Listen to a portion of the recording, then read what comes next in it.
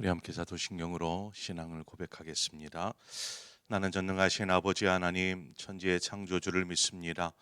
나는 그의 유일하신 아들 우리 주 예수 그리스도를 믿습니다. 그는 성령으로 잉태되어 동정녀 마리아에게서 나시고 본디오 빌라도에게 고난을 받아 십자가에 못 박혀 죽으시고 장사된 지 사흘 만에 죽은 자 가운데서 다시 살아나셨으며 하늘에 오르시어 전능하신 아버지 하나님 우편에 앉아 계시다가 거기로부터 살아있는 자와 죽은 자를 심판하러 오십니다. 나는 성령을 믿으며 거룩한 공교회와 성도의 교제와 죄를 용서받는 것과 몸의 부활과 영생을 믿습니다. 아멘. 우리 함께 찬송가 393장 찬송가 393장 오 신실하신 주 우리 함께 찬송하도록 하겠습니다. 찬송가 393장입니다.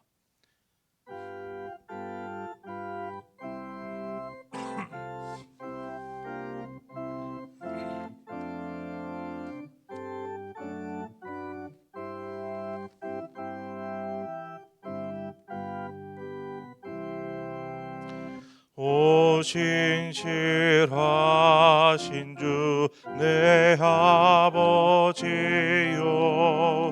늘 함께 계시니 두려움 없네.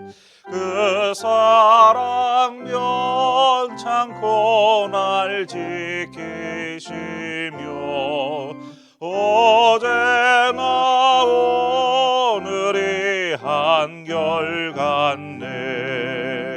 오 신실하신 주, 오 신실하신 주, 날마다 자비를 베푸시며 일용할 모든 것 내려주시니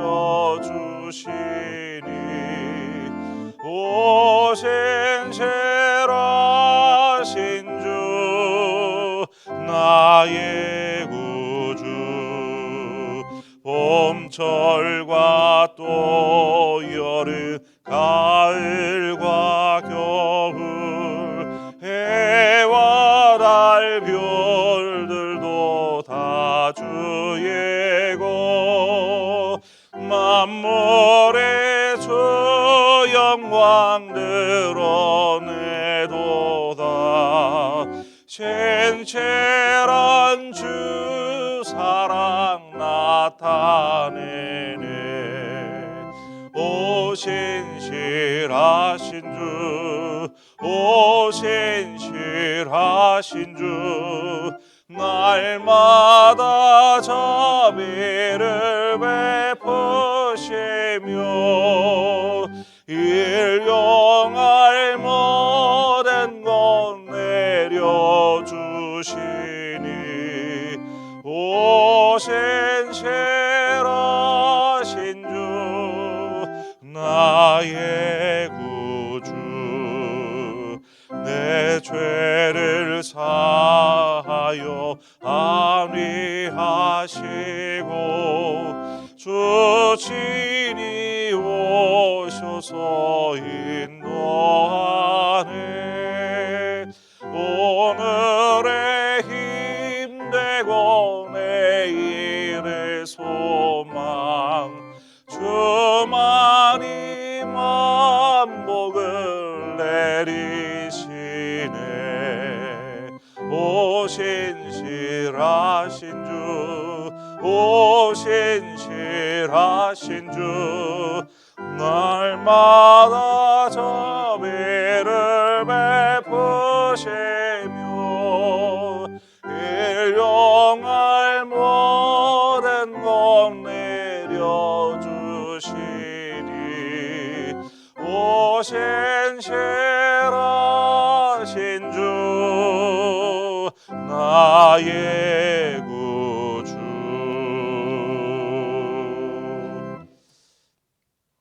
아멘. 하나님 말씀 보도록 하겠습니다. 시편 71편 1절에서 8절의 말씀입니다. 시편 71편 1절에서 8절의 말씀을 한 절씩 교독해서 보도록 하겠습니다. 여호와여, 내가 주께 피하오니 내가 영원히 수치를 당하게 하지 마소서.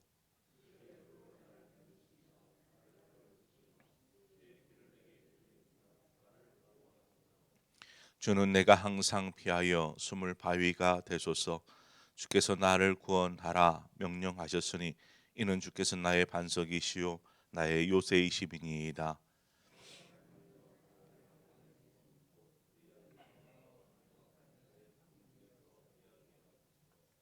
주 여호와여, 주는 나의 소망이시요 내가 어릴 때부터 신뢰한 이시라.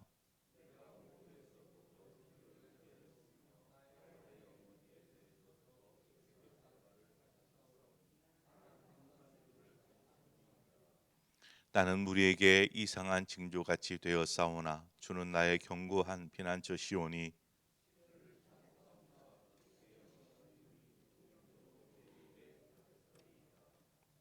아멘. 시편 71편은 다윗이 노년의 때에 이렇게 기록한 시입니다. 다윗의 노년의 삶 한번 생각해 보세요. 그 삶은 그다지 행복한 삶이 아니었습니다. 무엇보다도 아들 압살롬의 반역은 그에게 너무나 큰 상처를 남겼습니다. 그 노년의 때에 다윗의 몸과 마음은 쇠할 대로 쇠하여져 있는 것을 보게 됩니다. 다윗이 기록한 시편들 중에 많은 시편이 노년의 때에 기록한 시편입니다. 그래서 여러분이 지금까지 시편들을 쭉 이제 71편까지 왔는데 말씀을 살펴보면서 다윗이 사울에게 쫓기던 그러한 다윗, 그리고 오늘 본문과 같이 아들의 반역으로 인해서 도망하는 다윗, 이러한 하나님의 도우심을 구하는 내용의 시편을 자주 묵상하였을 것입니다. 계속해서 하나님 도와주십시오, 구원하여 주소서, 뭐 이러한 하나님 내용의 시편들을 많이 여러분 접했을 것입니다. 다윗이 노년이 되었는데 삶의 많은 어려움들을 겪었지만 그 노년의 막바지에 지금까지 하나님께서 자신의 삶을 지키시고 구원하여 주신 것에 대한 그러한 감사와 언제나 하나님을 향한 그 마음, 하나님을 찾는 마음들이 이 다윗에게 있었다라는 사실입니다.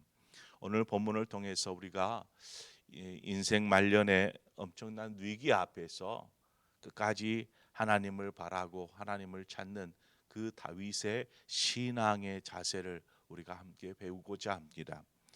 고린도후서 4장 16절에 보면 그러므로 우리가 낙심하지 아니하노니 우리의 겉사람은 낡아지나 우리의 속사람은 날로 새로워지로다라고 말씀합니다. 시간이 가면 우리의 육체는 계속해서 쇠하여져 가는 것입니다. 기력을 잃어가는 것이죠. 힘도 잃고요. 그래서 예전 같지 못하다라는 것들을 해가 바뀔 때마다, 아니요, 하루하루 지날 때마다 아마 몸으로 피부로 느끼시는 분들도 계실 것입니다. 다윗이 겪는 환난의 삶, 또 노년의 그 쇠하여진 자신의 육체, 이러한 것들이 다윗에게 참 큰 근심이었고 아픔이 되었습니다.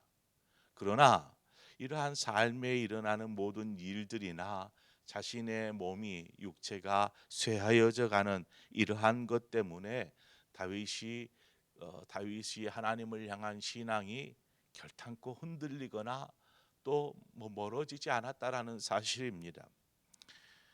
여러분, 하나님의 약속은 시간이 흐른다고 하여서 변하거나 혹은 이 퇴색되어지는 것이 결코 아닙니다. 하나님은 오늘 찬송했던 것처럼 신실하신 분, 변함이 없으신 분이다라는 것이지요. 문제는 하나님은 그렇게 신실하게 그 자리에 서 계시는데 우리가 문제입니다.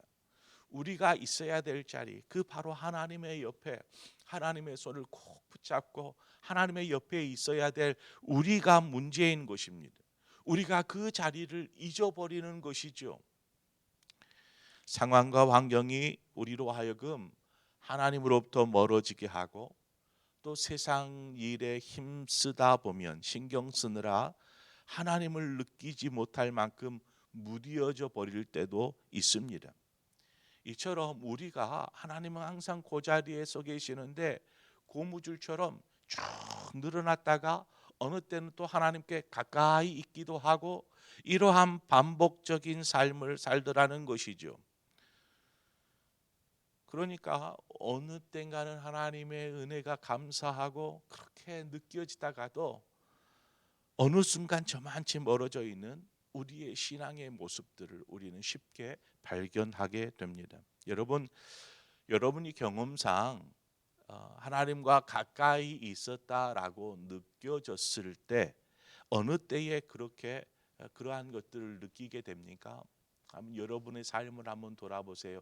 내가 하나님을 가까이서 느끼고 있는 것처럼 하나님과 함께 호흡하는 것처럼 느끼고 있을 그때가 어떠한 상황이었고 어떠한 때였었던가 한번 여러분의 신앙생활을 한번 되짚어 보시기 바랍니다.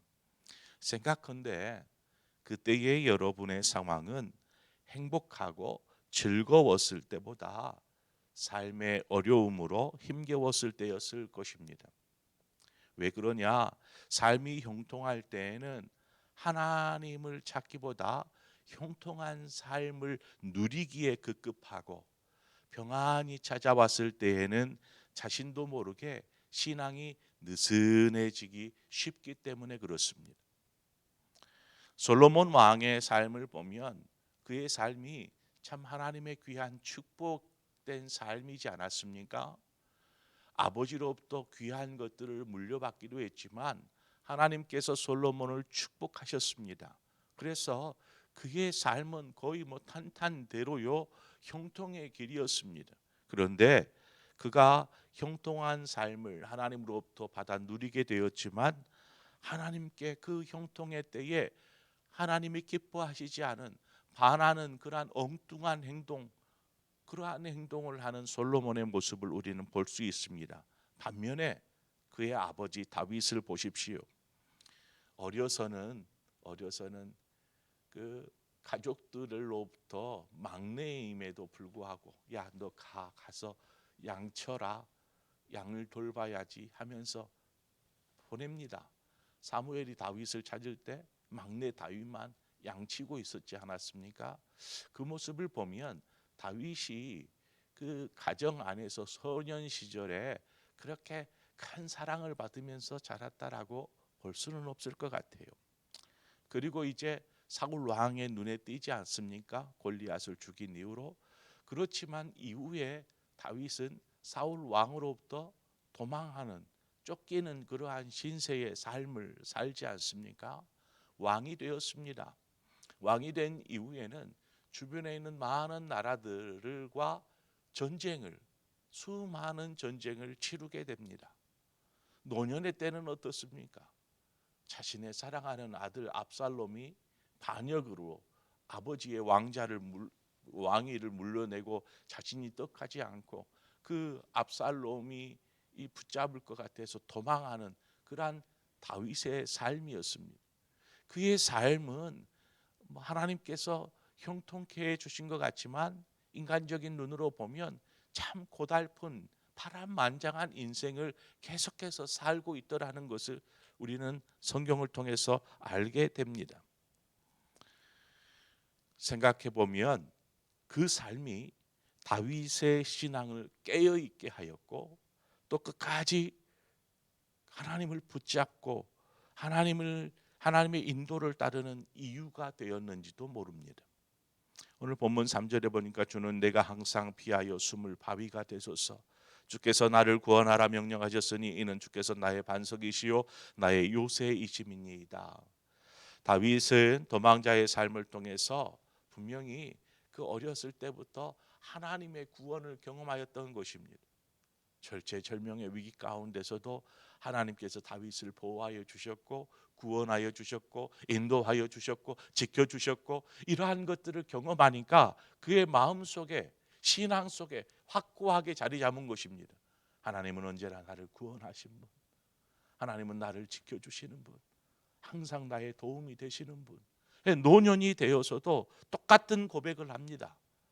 그러니까 다윗의 마음 깊숙한 곳에는 하나님이 온전하게 단단하게 자리를 잡고 있기 때문에 어려움이 와도 힘겨운 일이 있어도 그냥 하나님께 나아가고 하나님 나를 구원해 주십시오. 이 상황 가운데서 나를 인도해 주십시오. 라고 기도하는 것이죠. 여러분, 한국 교회가 점차 쇠락의 길을 안타깝게도 걷고 있습니다. 저는 한국 교회가 이렇게 계속해서 후퇴해 가고 있는 모습이 우리나라가 잘 살게 된 것이 한몫했다라고 봅니다. 우리 살기가 얼마나 편안해졌습니까? 참 살기 좋은 세상이 되었습니다. 이 삶이 편안해지니까 삶의 여유가 생기니까 이제 산으로 들로 캠핑으로 여행으로 떠나버리는 것이지요.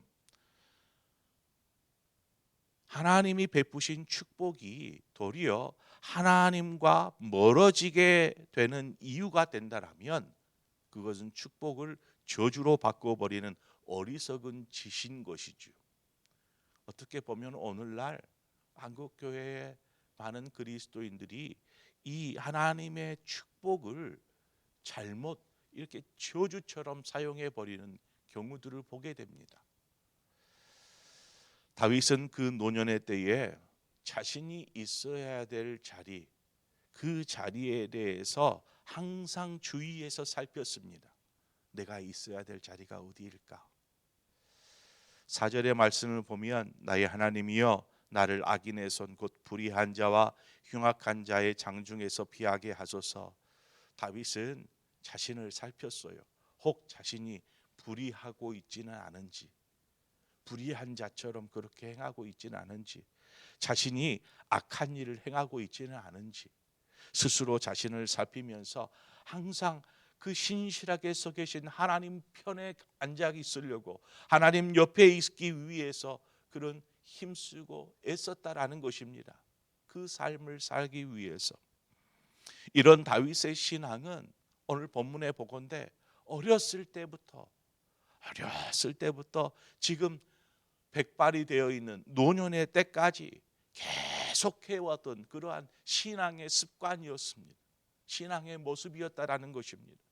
항상 자신을 불의 가운데 죄악 가운데서 자신을 살피고 주님 곁에 머무르기 위해서 힘쓰고 애쓰며 힘들고 어려울 때마다 하나님께 기도하고 하나님을 찾고 그러한 인도하심을 경험하면서 그의 마음의 신앙은 더욱더 성숙해져 갔던 것이지요. 목동이었을 때에도 항상 하나님과 함께 있기를 즐거워했었고 노년의 때에는 더더욱 성숙한 모습으로 하나님 곁에 서 있는, 하나님 곁에 머물러 있는 다윗의 삶을 보게 됩니다. 8절의 말씀을 보니까 주를 찬송함과 주께 영광 돌림이 종일토록 내 입에 가득하리이다. 저는 이 종일토록이라는 단어를 그냥 하루 온종일이라는 단어로 생각하지 않고 다윗의 인생, 태어나서부터 지금 노년에 이르기까지 온 일평생이라는 단어로 해석해 보았습니다. 주를 찬송함과 주께 영광 돌림이 일평생토록 내 입에 가득하리이다. 나는 일평생토록 이 삶 살 것입니다. 죽는 그날까지 라고 고백하는 것이죠. 저와 여러분의 삶이 하나님 앞에 이렇게 귀하게 드려지기를 원합니다. 언제 우리가 신앙을 출발했는지, 신앙생활을 시작했는지 알 수는 없지만 그것이 중요한 것은 아닙니다. 우리가 주님 앞에 서는 그 순간까지 하나님의 영광을 위해서 항상 자신의 신앙의 모습들을 살피고 주님 곁에서 신실하게 주님을 붙잡고 살아가는 삶, 그 삶을 위해서, 그 삶을 통해서 하나님께 영광을 올려드리는 저와 여러분의 삶이 되어지기를 주님의 이름으로 축원드립니다. 함께 기도하겠습니다. 좋으신 하나님 아버지, 은혜와 사랑을 감사합니다. 언제나 하나님은 우리의 곁에서 우리를 도우시고 우리를 지켜주셨습니다. 우리를 항상 주의 그 장중 안에 붙잡고 계셨습니다. 그 은혜와 그 사랑을 우리는 언제나 누리면서 살아가는데, 하나님의 그 은혜와 사랑으로 우리가 형통하고 평안하고 기쁨의 길을 걸을 때마다 하나님, 우리의 신앙이 느슨해지거나 나태해지지 않게 하시고 언제나 우리를 돌아보며 항상 주님의 곁에서 주님 손 붙잡고 주님과 동행하는 삶을 살게 하여 주옵소서. 그래서 주님 앞에 설 때에 하나님 영광 가운데 주님 앞에 나아가기를 소망합니다. 그러한 복된 삶을 사는 우리 모든 상봉의 성도들 되게 하여 주옵소서. 예수 그리스도의 이름으로 기도합니다. 아멘. 오늘 이 시간 우리 함께 한 마음으로 기도할 때에 우리 환우들을 위해서 함께 기도하도록 하겠습니다. 하나님, 그 육신에 쇠하여져서 아프기도 하지만 여러 가지 질병이나 또 코로나에 여전히 또 감염된 분들도 계시고 한데, 이러한 분들이 빨리 회복될 수 있도록, 나음 얻을 수 있도록 우리 육신의 질병으로 고통당하는 성도들을 생각하면서 함께 기도하고, 여러분의 육신 가운데 연약한 부분이 있거든 시간 믿음으로 하나님 앞에 구하십시다. 하나님, 성령의 손길로 임하여 주옵소서. 나음 얻게 하시고 깨끗하게 하여 주옵소서. 이렇게 기도하고, 또한 우리 마음의 상함들이 있는 성도들이 있습니다. 삶의 일이 되었든 사람으로부터든 상처와 아픔, 또 삶으로 통해서 우울함과 염려와 근심, 삶의 희망도 잃어버린 채 그저 그냥 되는 대로 살아가는 인생, 그러한 삶을 사는 우리 성도들이 있는데, 하나님, 저들이 정말 하나님께서 창조하신 목적이 무엇인지를 분명하게 발견하게 하시고 하나님이 기뻐하시는 삶, 그런 삶 살 수 있도록 하나님 저들의 마음과 영혼을 치료하여 주옵소서. 우리 그러한 마음으로 우리 함께 기도하며 나아가도록 하겠습니다. 함께 기도하겠습니다.